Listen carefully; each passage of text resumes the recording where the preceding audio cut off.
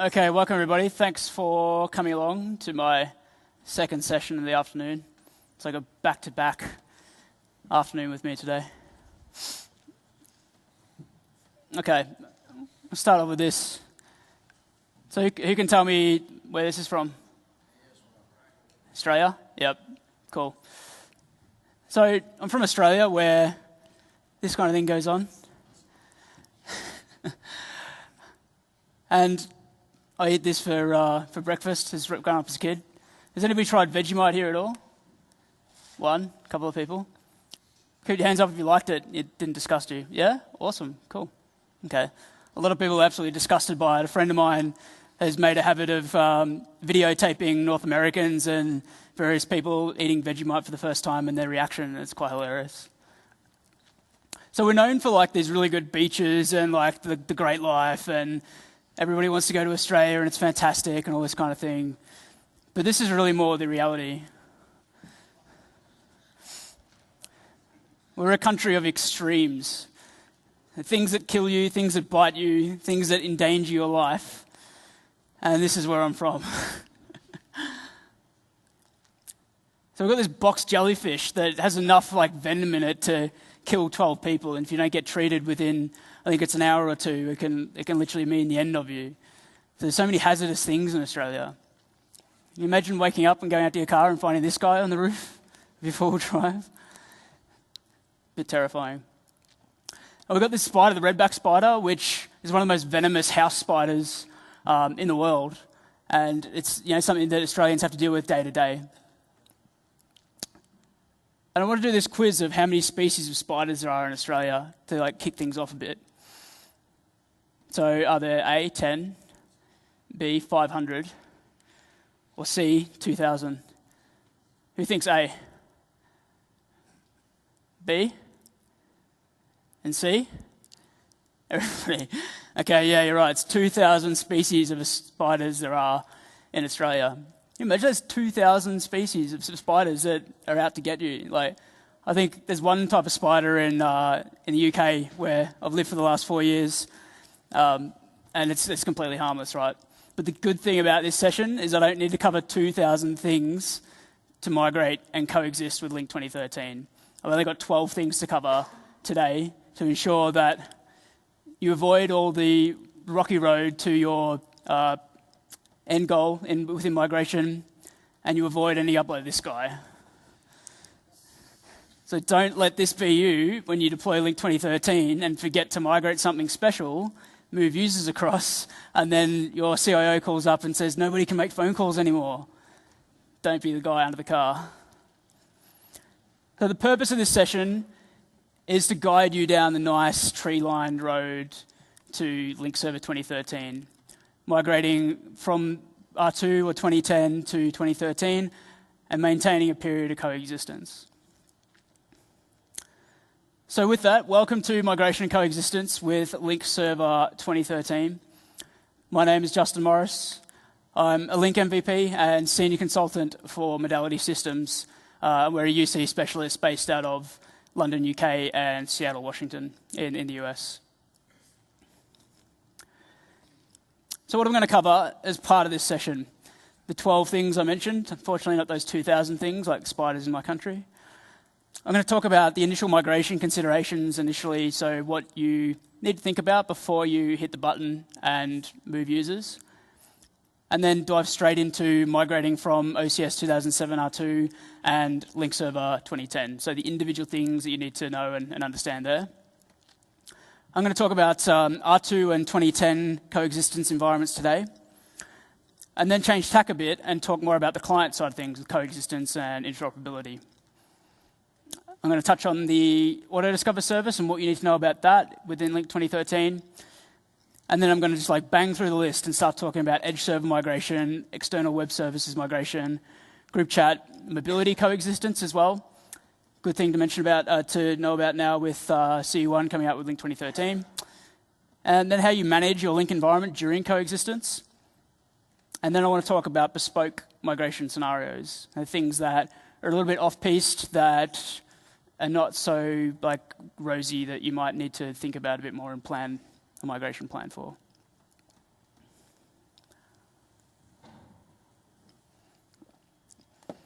Okay, initial migration considerations. The first question you need to ask yourself is what version are you migrating from? Are you currently on OCS 2007 R2, like everybody's on that and all your servers are that version? Or are you on Lync Server 2010? Or are you in a mix of that? And do you need to plan some kind of strategy to get away from that mixed environment right now? So that's the very first question that you need to ask yourself. The next is what features and topology will you be deploying? Are you just going for a kind of minor approach with maybe instant messaging and presence and some conferencing? Or do you use Lync for your full voice deployment today and you need to maintain that full feature set moving on to Lync 2013? And if you're in my HA and DR session before, what kind of topology do you need to deploy? Is it going to be 2 paired standard edition servers or a enterprise edition pool in multiple sites? Are they going to be paired? Do you need to deploy additional mediation servers? And all those different parts of the topology you need to support your environment. You need to think that when you deploy Lync 2013, you need to deploy and migrate from the inside out. So you deploy your Lync 2013 front-end pool and mediation server pool and internal network components first, and then deploy your edge servers and perimeter network components, secondly. And then in terms of migration, you would migrate from the inside out as well. So migrate your users to a 2013 pool, and then migrate to the 2013 edge.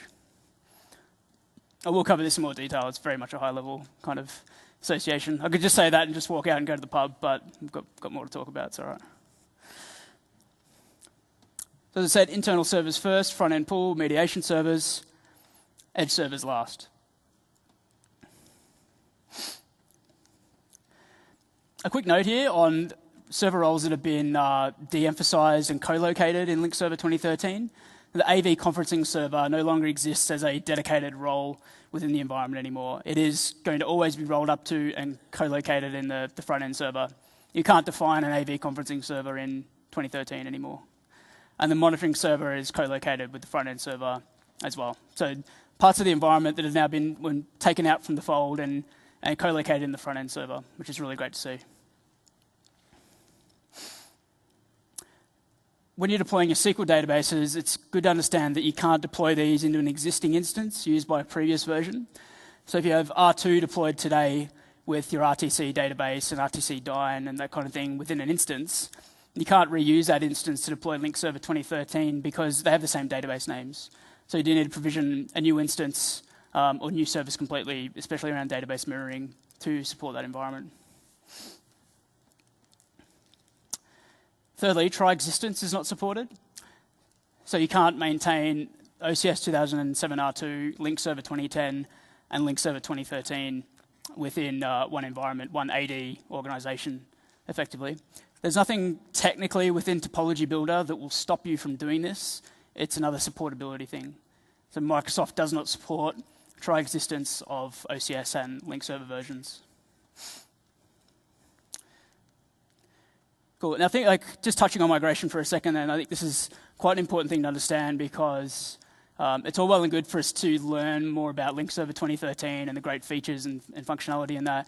It's really important to understand how you get to that end goal, really. So I think migration is such an important thing to understand.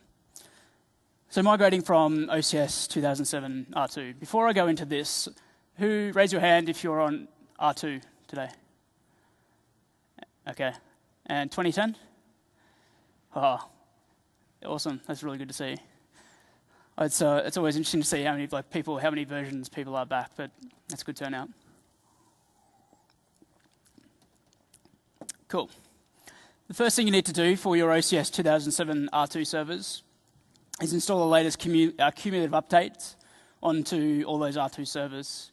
So I think it's in the realm of CU 8 or 9, I don't know off the top of my head. But you do need to download the latest CU for OCS 2007 R2 and install it onto your R2 front-end servers, mediation servers, that kind of thing, because this is what provides coexistence with Lync Server 2013. Secondly, you need to apply your AD updates and define link topology. So you need to run through the schema preparation, forest preparation, and domain preparation for each domain that will home Lync users and Lync resources.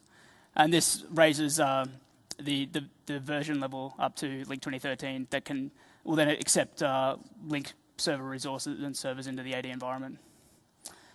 And then you need to actually define your Lync topology. So in that lovely design document that you've written that defines everything and how it's going to look, that's when we start to put that into practice and define it within the Lync topology.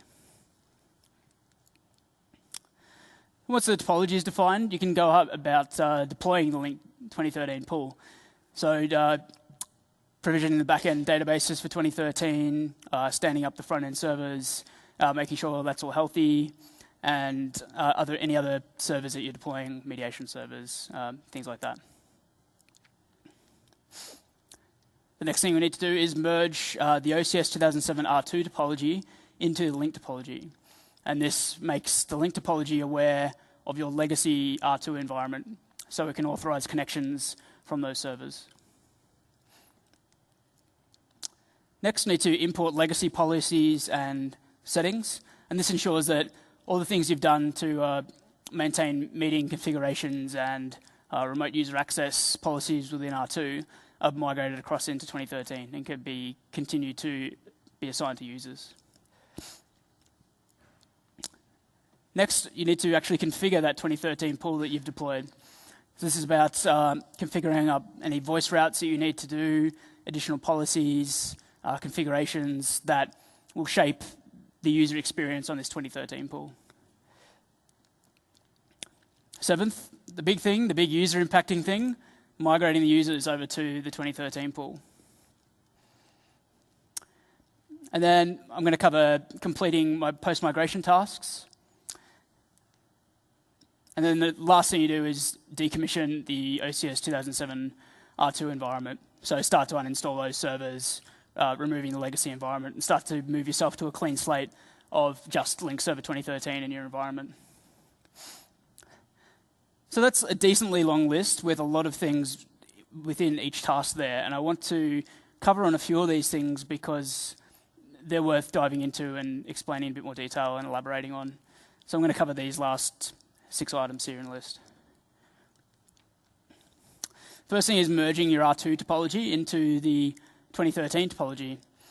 So what you can see is that within Topology Builder, the merge of the R2 topology creates this backcompat site, and it will populate all of your OCS R2 resources into that central site within Topology.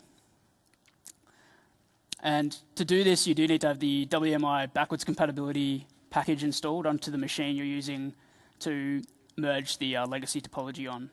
And the reason this is because if we think back to how OCS R2 operated, configuration was stored in 3 different parts. It was stored in Active Directory, SQL, and local WMI instances on those OCS servers. So we need the WMI backcompat package installed so that your Lync server you're running this commandlet from can go out and look into WMI on your R2 servers and pull out that config.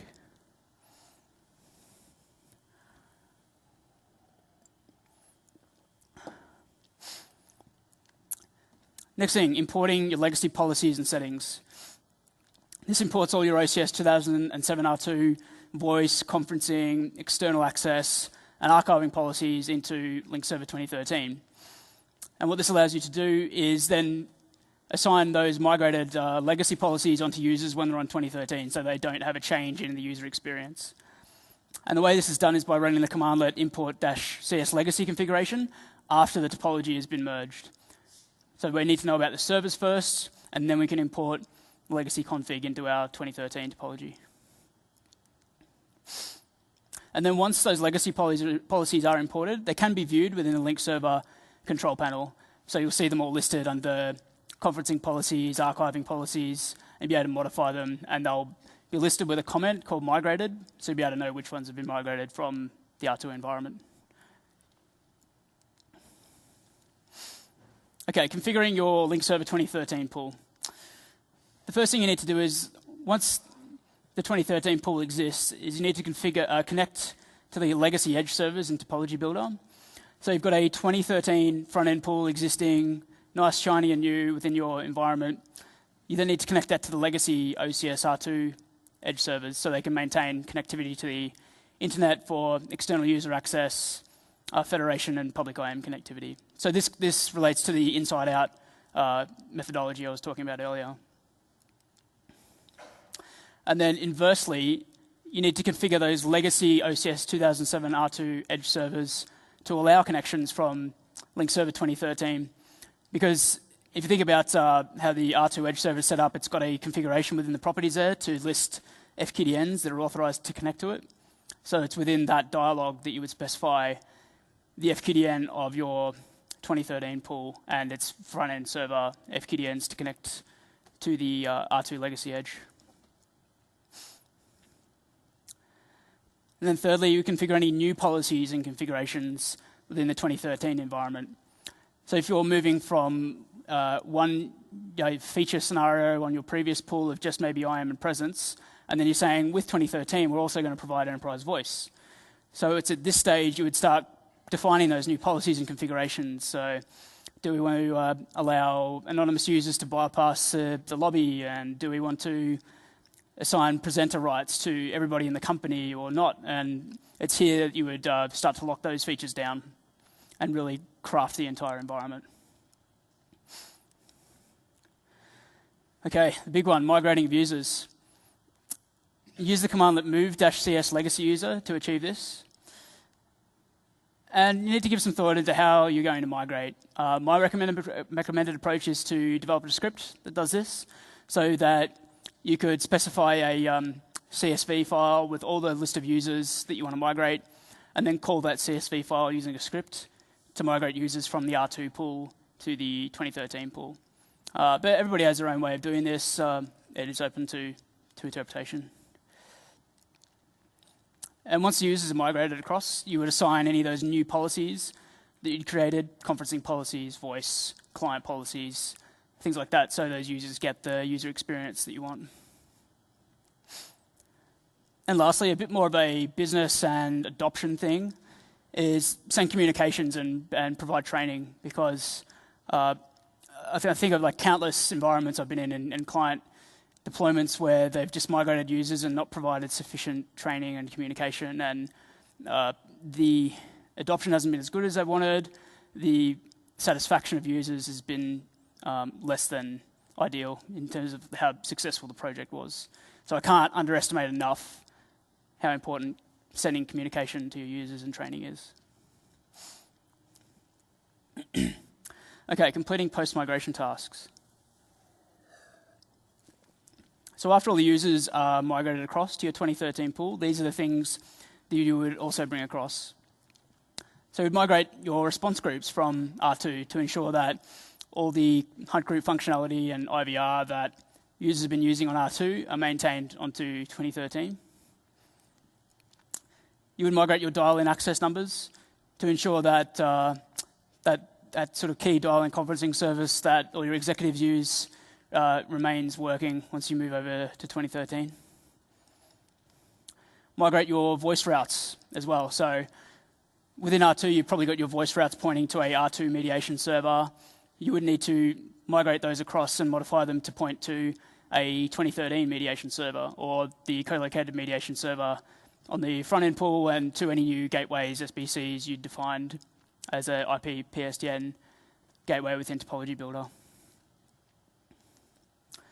You would move your Exchange contact objects, and this ensures that accessing voicemail still works and users still receive their voicemail once they've been migrated across as well. Then you could go about removing your legacy archiving and monitoring servers. And it depends on what you wanted to do with the databases that were sitting there. A lot of my customers detach the databases and store those away for historical purposes. Some like to do some things where they keep them accessible in a web format or something like that. But you would remove these servers from the environment and obviously have new ones provisioned within 2013 to still provide that requirement. And then lastly, deploy your Lync 2013 clients. I'll touch on this a bit later in another slide about what flexibility you have available to you, but it's at this point you would deploy Lync 2013 clients at a very high level. After you've completed the post-migration tasks, you've brought across those auxiliary parts of the environment, you would then begin decommissioning the OCS 2007 R2 environment. You can move the conference directories from R2 across to Lync 2013. Update your DNS SRV records. Now, as long as the R2 pool is still up, your users, once they've been migrated to 2013, would still log in if the SRV records are pointed to the R2 pool, because OCS and Lync pools have a way to redirect connections between each other. So if I log in and I hit an OCS server is smart enough to tell me to go to the Lync server. But if I decommission the OCS server and I haven't moved the DNS SRV records, it means the next day you come in and users won't be able to sign in properly. So you do need to update the SRV records to point to the 2013 pool. Once that's completed, you can begin decommissioning the OCS R2 servers. So pulling down those old Windows 2003 servers, uninstalling OCS, and getting yourself into a nicer, Nirvana state of play. You can then remove the backcompat site from topology that's created in the first instance, and this goes even further to creating that very much pure environment. Okay, I've covered OCS 2007 R2. I'm now going to cover migrating from Lync Server 2010. There are some similarities between the two, but there's some very different things as well, because obviously OCS R2 had no concept of a central management server or a topology or anything like that, and that was introduced in Lync Server 2010. So we need to, there's some considerations in introducing a 2013 environment into an existing 2010 environment that make things a little bit easier for you as well. So first thing, once again, is you need to install the latest cumulative updates on all your Lync Server 2010 servers. Once again, it's a good housekeeping feature anyway, but provides interop between Lync 2010 and Lync 2013. Once again, apply Lync 2013 AD updates and download topology from your existing deployment. So this is where things start to change a bit compared to OCS R2, because we've already got a topology defined in Lync 2010. So we download that and start to define Lync 2013 objects within that existing 2010 topology. As I said, define that 2013 pool and deploy the 2013 pool. So downloading the topology to topology builder, defining the 2013 pool, deploying your databases for the 2013 pool, and provisioning front-end servers. Fourth thing you would do is migrate your users from 2010 to 2013.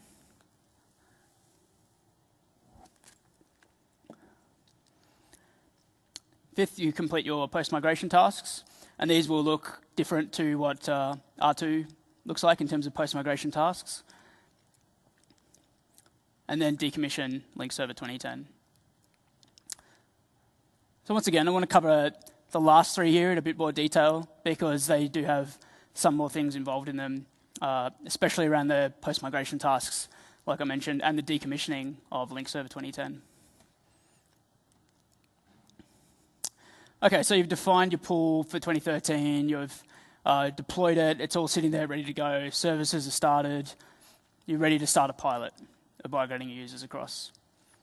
This time you use the move-cs user commandlet with the move conference data switch, which, like it says in the tin, will move the conference data across. Once again, think about how you're going to migrate. Will this be scripted? Do you have some existing provisioning tools that you'll use to do this? Once again, you would assign any new policies you created within 2013 to migrated users to maintain that designed user experience. And lastly, I'll reiterate again, send communication and training. If you don't have people internally that manage business and technology relations, like a liaison person, it's worthwhile seeking one out from the market to be able to help you determine what's required for that. Okay, completing your post-migration tasks. You need to migrate the existing meetings and meeting content from 2010 to 2013. Once again, migrate dial-in access numbers from 2010 to 2013 so that all those dial-in conference numbers still work. The last thing you want is CIO calling up from India saying the India dial-in conference number to stop working because you forgot to migrate it. Migrate your call park settings. It's a feature that was introduced in Lync 2010, to be able to park a call, put it on hold, and retrieve it elsewhere using a string of digits. Migrate those settings across to Lync 2013. Migrate your response groups, once again. And then next, migrate common area phones and analog devices. Another feature that was introduced within Lync 2010. So the common area phone contact objects you have, migrate those across to 2013. And any analog devices you've provisioned through analog gateways, move those across as well. You need to redeploy your survivable branch appliances. This is something that has a bit more involved in it, and I will go into in a sec. It's one thing to be very, very much aware of. Then you can deploy your Lync 2013 clients. And so, as I said, I want to reiterate a bit around the redeployment of your SBAs. Okay, so what you need to do is there's no migration path from Lync 2010 SBA to Lync 2013 SBA. You can't do an in-place upgrade or move to them in a non-impactful manner, if that is a word. So the first thing you need to do is move your branch users to another pool. So you'd move them from the branch site to the central site and have them assigned to the central pool. So they can still log in, they can still make phone calls, everything like that. Their service isn't interrupted. And then you need to remove the Lync Server 2010 SBA from topology completely. So get rid of it completely, republish topology so it's no longer present. And then you would add your new Lync Server 2013 SBAs to topology and configure the central site front-end pool as its backup registrar. So the SBA vendors that are out there are shipping 2013 versions of their code now that you can acquire. And it'd be good to work with your partners and vendors on that one because there is something involved in the migration path for that.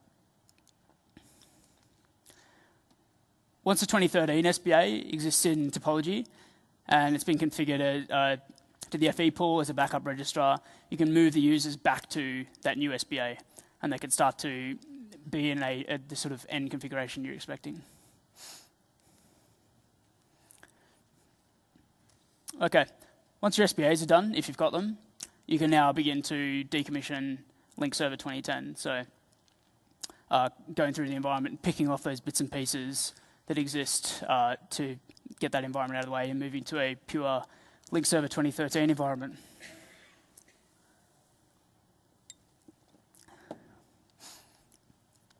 Once again, first thing you need to do is update DNS SRV records. Like I mentioned before, we want to avoid a situation where clients can't log into Lync. Next, you need to move the CMS to Lync Server 2013. This is a big one and the most significant change from migrating from R2 and decommissioning OCS 2007 R2, where you need to move CMS from the legacy 2010 pool and put it onto the new 2013 pool. You need to remove your archiving and monitoring servers. Once again, archive out that data, store it somewhere if you want to, and remove those two types of servers from Lync 2010 topology. Once that's complete, you can remove the Lync Server 2010 pool and any SQL Server databases that relate to the pool and archiving and monitoring servers. I'm going to go into a bit more detail around moving the CMS to Lync Server 2013 because it is a critical component of the environment. So we need to make sure we get it right and we don't lose any data and things like that. First thing you need to do is actually prepare your Lync Server 2013 pool to house the CMS. And this involves installing CMS databases into the backend SQL server for your 2013 pool. And what this will do is provision a XDS database and LIS database on your 2013 pool. So when you run the next commandlet, it will populate those two databases with the CMS and the location information services data. Once the databases have been provisioned, you can move the CMS using the move-cs management server commandlet. Once that's completed, you want to verify replication is completed using the get-cs management store replication status commandlet. And this ensures that everything's been replicated across nicely and the 2013 pool now owns the CMS. Once the CMS is moved across and replicated and everything's looking nice, you can remove the CMS databases from the 2010 pool using the uninstall-cs database commandlet and apply that to the 2010 pool SQL Server FQDN. And the reason we do this is we need to, as part of your uninstallation process, you need to kind of like pick bits and pieces out. You can't just like drop everything off because Lync will complain if you attempt to do that. So you need to uninstall the CMS database from the 2010 pool. Alrighty, I've covered OCS 2007 R2 and Lync Server 2010 migration scenarios from a server perspective. Now I want to talk about R2 and 2010 environments. So who here has R2 and 2010 deployed today? Only a handful. Okay, that's good. I asked that in North America and like half the session raised their hands and I was like, oh dear. And so we had a lively question session afterwards. Question?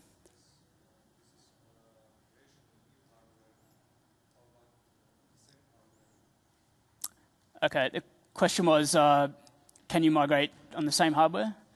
No, you can't. You can't do an in-place upgrade. It's a side-by-side upgrade, so you do need to deploy your 2013 pool onto new hardware.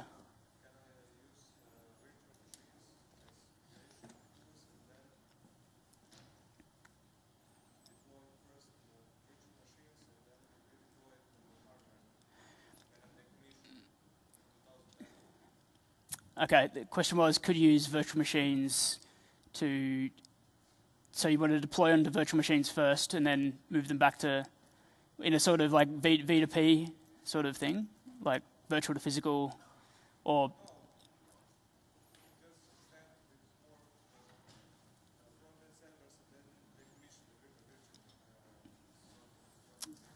Okay, I'll tell you what, come and ask me after the session and we can cover it because it sounds a bit detailed, so...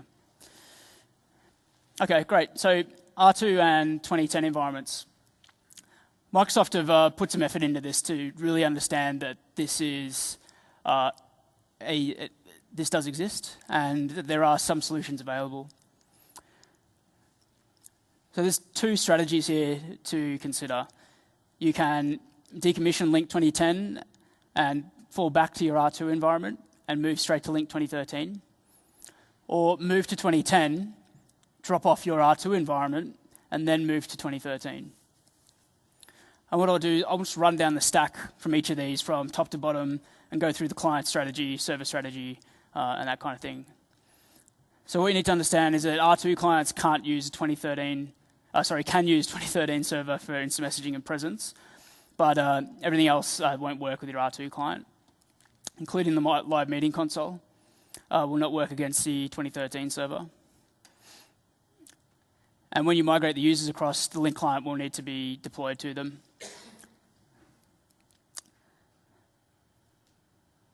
But if you've got R2 users still sitting there, they can attend Lync meetings using Lync Web App. The server strategy for this would involve decommissioning Lync 2010, building a parallel 2013 server infrastructure, so you've got R2 and 2013 sitting there, and then looking at migrating your R2 users across to 2013 server. The advantage of this is it's just a single server migration. There's not a double hop involved. Disadvantages is it's a multiple client migration, so you need to potentially fall back to R2 and then deploy Lync 2013.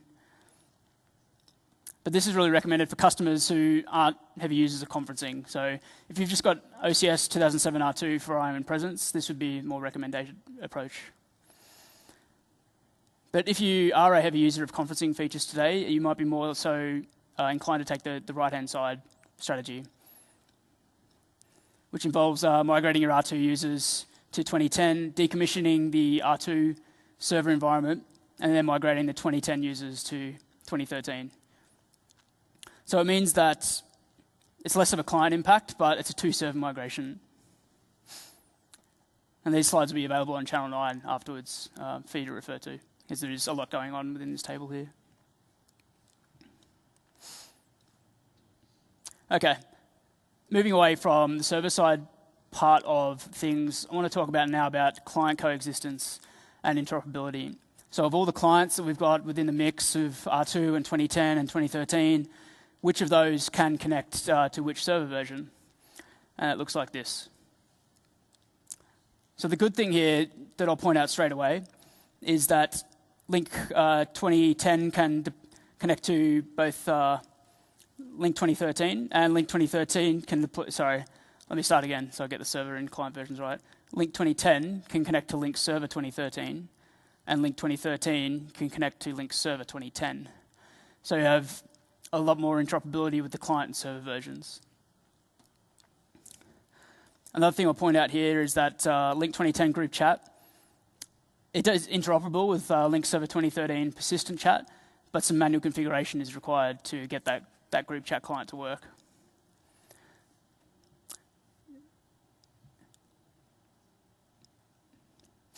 Okay, Lync 2010 attendee as well is a good one.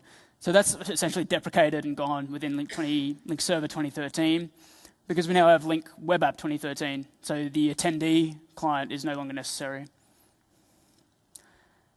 And as I mentioned before, the R2 client there is interoperable, but only for IM with Lync Server 2013.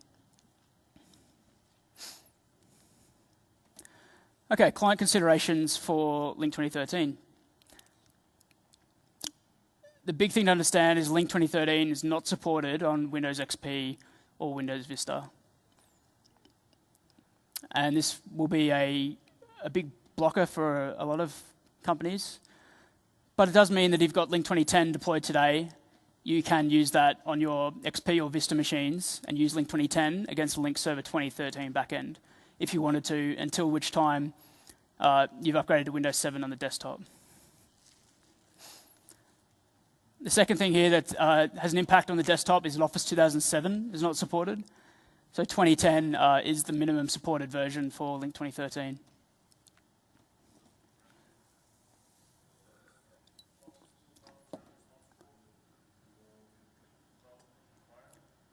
Sorry, say that again?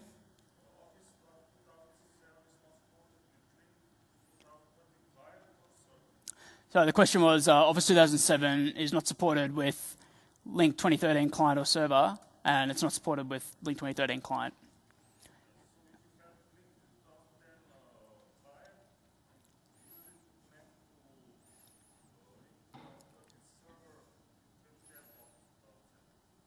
Okay, yeah, that's a good question. Yeah, so if you've got Office 2007 but Lync 2010 on the desktop, could you connect to Lync Server 2013? The answer is yes.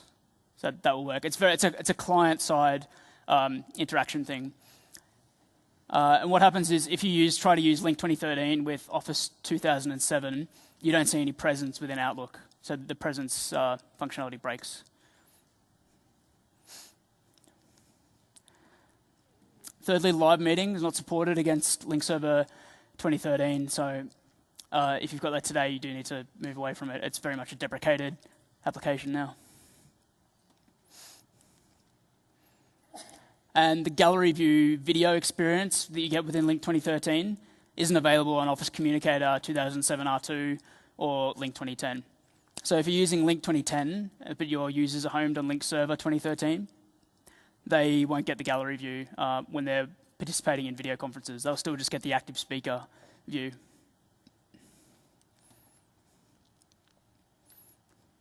Okay, like I was saying, server or client first. It's really up to you how you do this because As I said, Lync 2013 can connect to Lync Server 2010, and Lync 2010 can connect to Lync Server 2013. It provides you with some added flexibility when planning your client migration, makes that independent of server migration. So I've got some customers now that are planning this, and they're saying, we're going to maintain Lync 2010 on the desktop for a while, maybe 6 to 12 months, but we're going to move everybody to Lync Server 2013 backend very soon. And they can coexist in that scenario for really as long as they like. You need to understand you won't get the rich features of Lync Server 2013 on a 2010 client, but you can coexist there, and both those versions will work happily together. Like I said, in addition to the gallery view features of Lync 2013, they won't see things like persistent chat and other things that have been introduced within Lync 2013 until they're homed on the 2013 pool.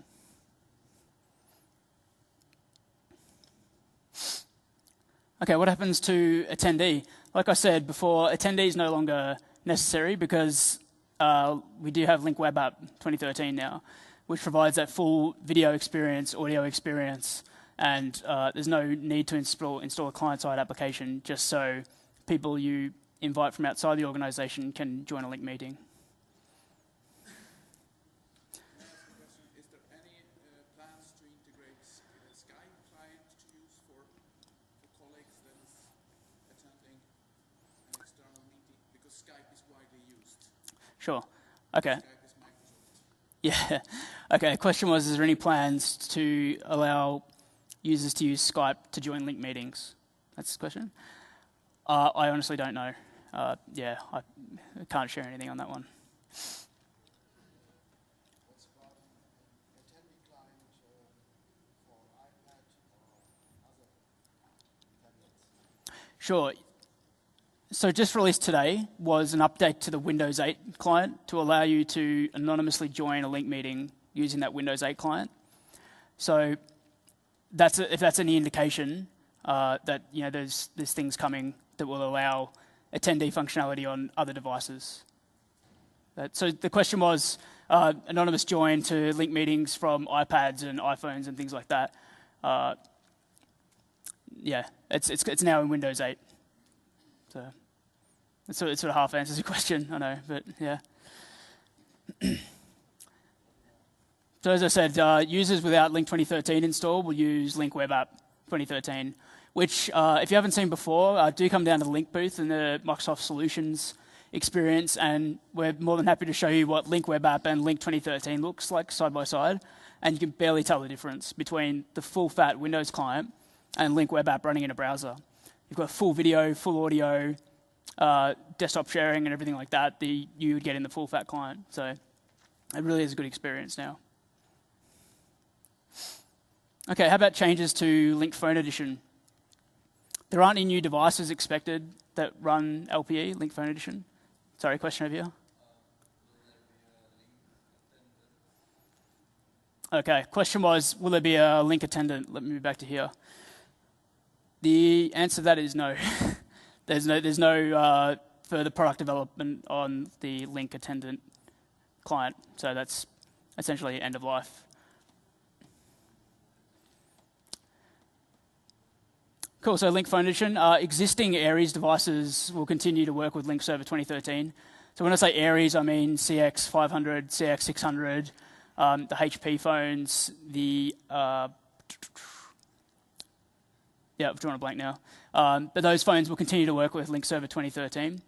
And the firmware has now been renamed to just Lync Phone Edition. It's just Lync Server. So they've dropped the 2010 and 2013 now off that because that new firmware will work with both 2010 and 2013 server versions. But now we've got this up-and-coming program called 3PIP, third-party IP phone. And it's vendors of the likes of Snom and Polycom and audio codes as well that are developing IP phones that work against Lync. And they're developing their story very quickly to reach feature parity with Lync Phone Edition around things like boss admin, PIN authentication, music on hold, things like that. So it gives Polycom and vendors like that a bit of flexibility to develop their own phones that are compatible with Lync And they can do lots of cool things that they brought across from their experience with other PBXs and introduce that into Lync.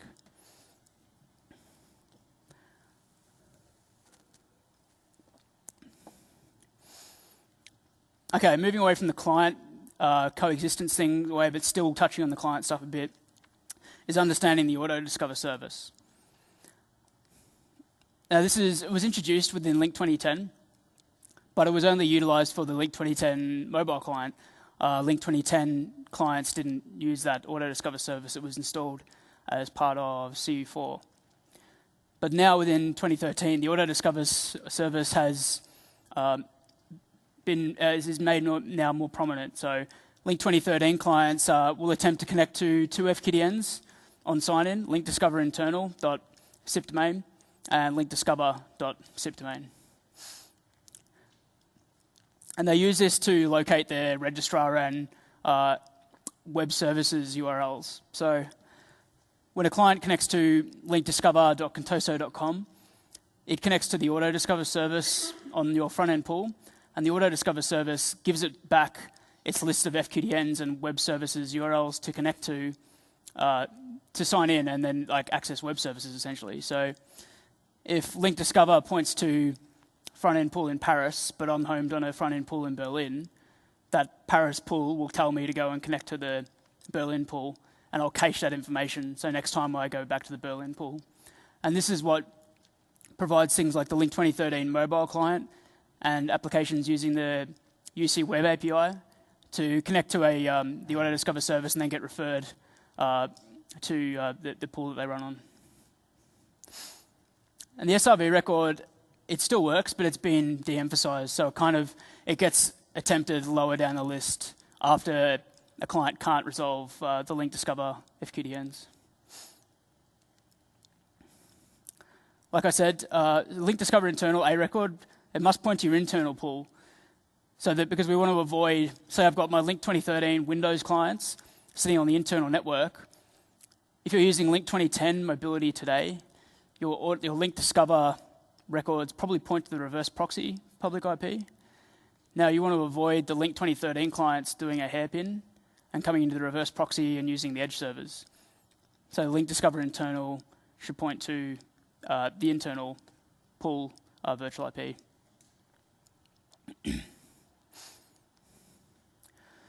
Okay, edge server migration. Covered all things around FE pool and client stuff now. Now talk a bit more about those auxiliary pieces of your environment.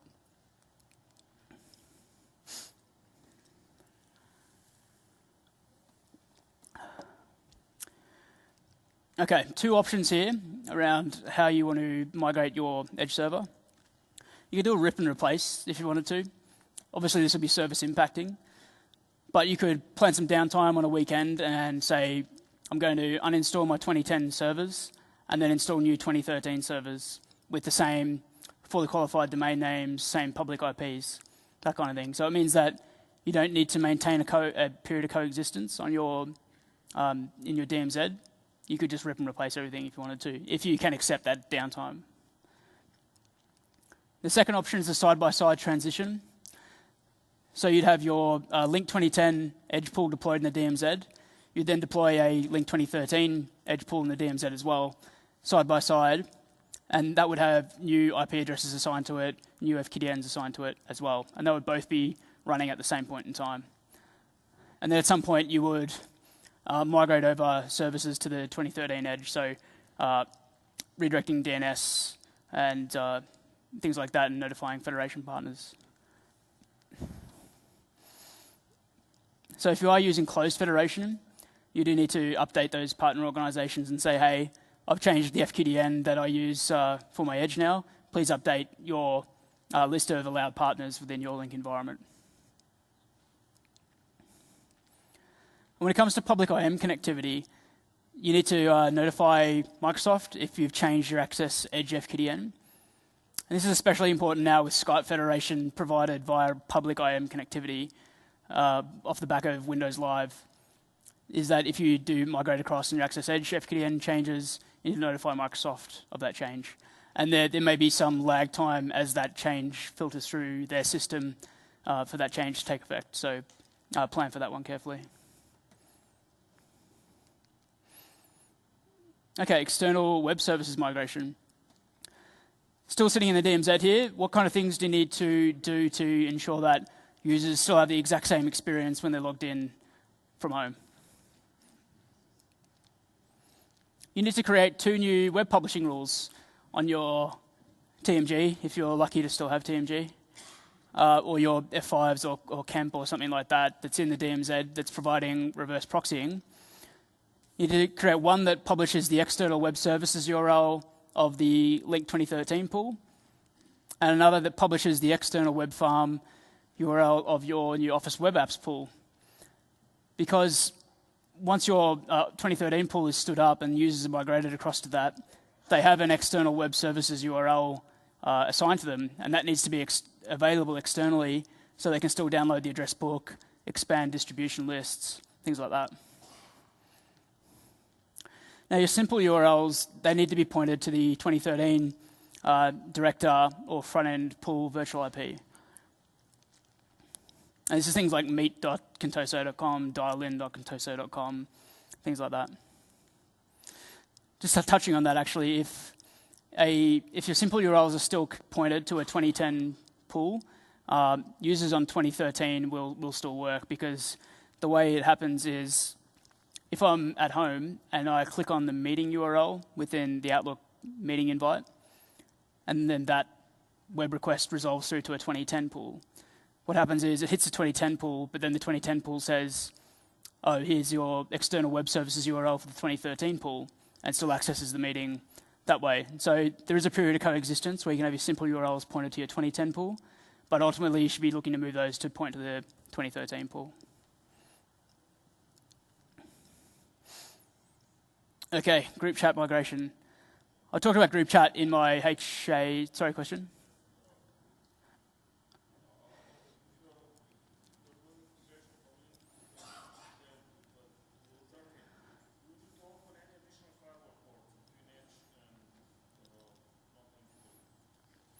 Okay, so the question was, if you're migrating from Lync 2010 to 2013, would you open any additional firewall ports? Absolutely, yeah, you would. You would open a number of different firewall ports to allow coexistence between the front end, all the front end pools and the edge servers.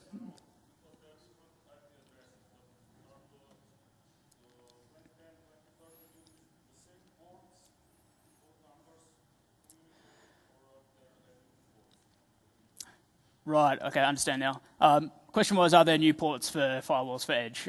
There are some new firewall ports on the internal firewall that you do need to open up, and they're on TechNet, so you can check those out. Okay, group chat migration. I covered in my last section a bit on persistent chat high availability, so I want to get another show of hands. Who's using group chat today? A couple of people, good handful. Okay, great.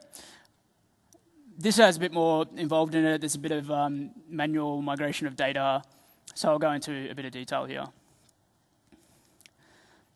The first thing you need to do is deploy the Lync 2013 persistent chat server. So you then got a side-by-side coexistence scenario going on. And then you need to migrate the legacy chat room data from the 2010 group chat migration environment to 2013. Decommission the legacy group chat servers. So what does it look like in terms of migrating legacy chat room data? The first thing you need to do is stop all the services on the legacy group chat servers. So this will involve some downtime. So obviously plan this accordingly so that those users that use group chat are aware.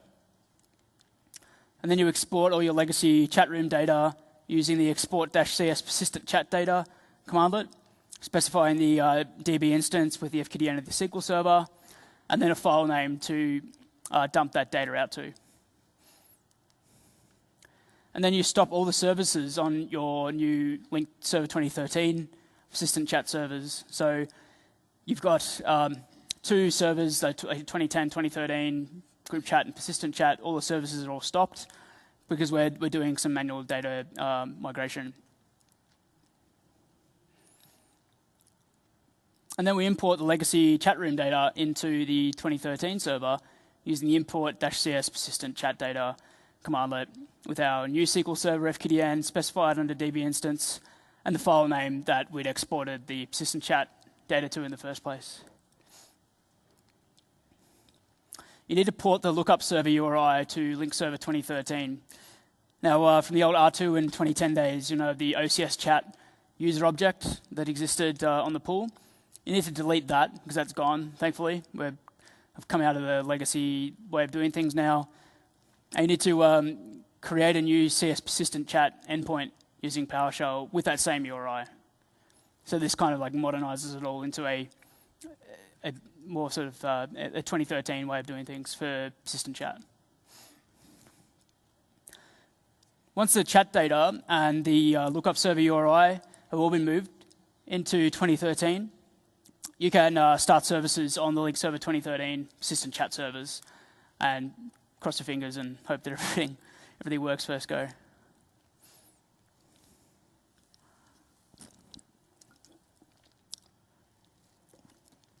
So once the 2013 persistent chat servers are up, you can decommission the legacy group chat servers by uninstalling group chat from legacy servers. And unfortunately, I mean, they're not locked into topology as much as what 2013 are. They're assigned as a trusted application pool in Lync 2010, so they're a bit easier to remove out of the environment. Like I said, remove that trusted application and trusted application pool entries from your Lync topology. So you would uninstall the actual components from the box and then remove the trusted application pools from topology, republish.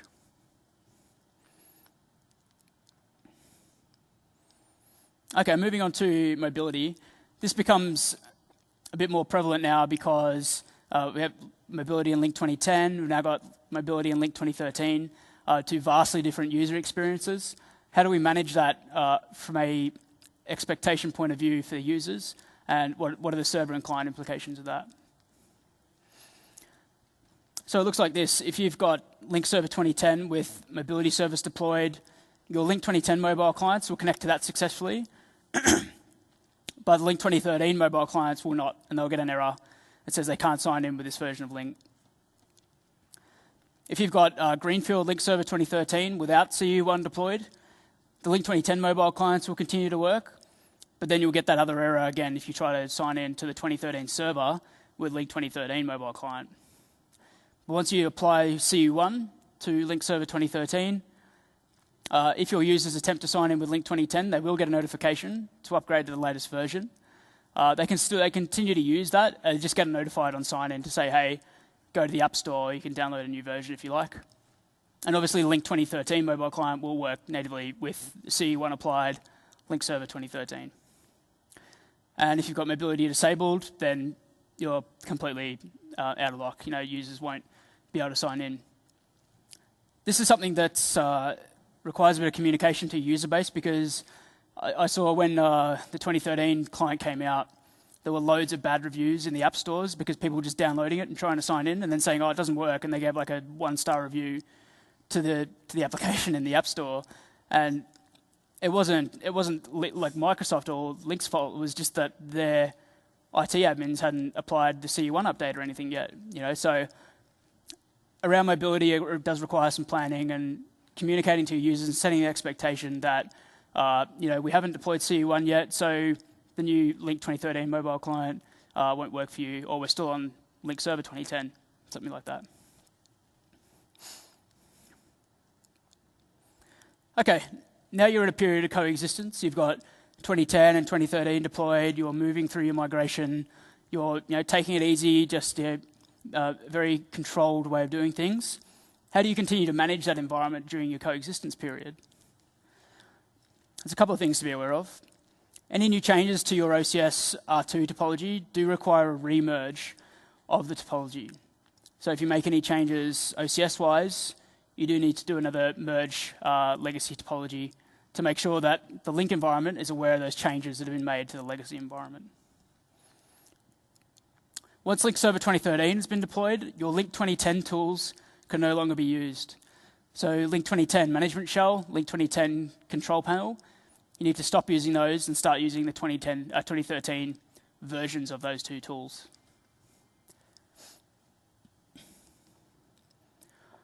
Okay, bespoke migration scenarios. These are the things that are a bit sort of left of center, that if you found yourself in a bit of a tricky situation, these are the things that I've come across that I wanted to share. So these are situations where front-end pools cannot be easily migrated. So if you've got a forest over here and a forest over here, and you've got R2 there, 2010 over here, how do you migrate easily to a 2013 environment? Or you've just purchased a company and they've got R2, and you're in that situation and you're like, okay, how do I get myself into a pure 2013 environment? Simplest way to approach this is you could leverage DB import export from those legacy versions and then use the import-cs user data commandlet to manually import contact lists. This is really if your user base and the business is happy to just be moved across to the new Lync 2013 environment with their contact lists intact. So if they've got conferences scheduled, they'll lose the conferences, they'll lose the data.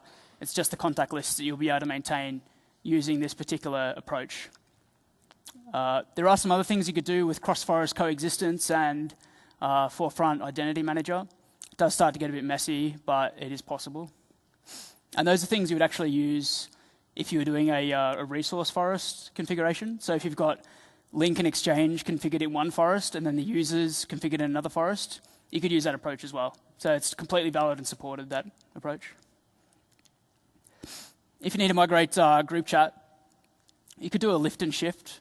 I did this for one customer where they had group chat in one forest and deploying a group chat R2 in one forest, group chat 2010 in another forest, and we just exported the database and then imported the database into the new deployment and made some table changes. So there is some capability there to do things like outside of the box, basically. All right, some key takeaways. I know I'm probably standing behind you guys in some wine or some beer at 6 o'clock on the first day. Key takeaways here is that Coexistence is not supported, so know before you go. If you've got R2 and 2010 today, what do you need to do to get to one of those server versions to be able to then effectively migrate to Lync Server 2013? Plan your client and server deployments and migrations well. Do you need to do a double hop on the client or the server? It comes back to my slide on R2 and 2010 deployment migration strategies. Understand how client access works now with the auto-discover service. It's really important because all the new Lync 2013 clients do use this, and you need to ensure your connections aren't hairpinning out to the reverse proxy, that they do hit the internal servers. Okay, I'll open up the floor if anybody's got any questions. Yep, one here. We are on Office 365. Okay. And we'd like to add Lync 2013 on-premise so we get enterprise voice. Yep. How to do? Okay. The question was, got Office 365 and they want to introduce Lync 2013 on-premise for voice. So you've already got the stretched AD and all that kind of thing, yeah. So that would essentially fit in quite easily. It's just the exchange pieces you need to integrate. Come speak to me afterwards. We can cover that in a bit more detail. Any more questions? One here. There's one regarding migration of response groups from 2010 to 2013. Yep. They kind of get just copied over, and you see them all double on the 2013 side. And the documents tells you to not delete the 2010 response group because then the 2013 ones will stop working. Oh, okay. So you're kind of stuck Right. with everything doubled. So I was wondering how do people get out of that situation? Okay. Yeah, I've not come across that myself. We can take it offline and I can maybe try and get an answer for you. Yeah. Any more questions? Yep.